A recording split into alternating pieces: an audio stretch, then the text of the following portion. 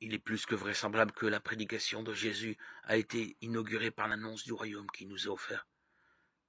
Le plan des évangiles se fait l'écho de cette antériorité de l'annonce du royaume à toute autre prédication.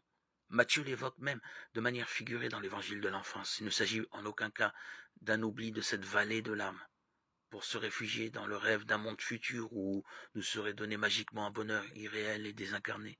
Tout au contraire, la vision du royaume a pour premier effet de nous obliger à regarder la vie présente.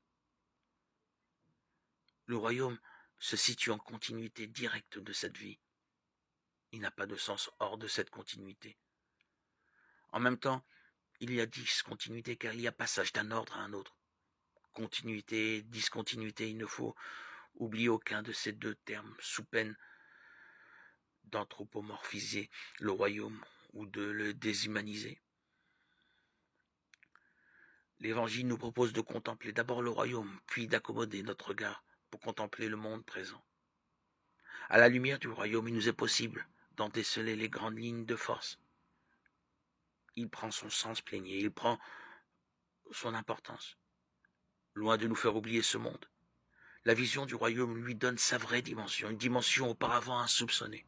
Le discours sur la montagne éternellement actuel ne s'éclaire que dans une perspective eschatologique.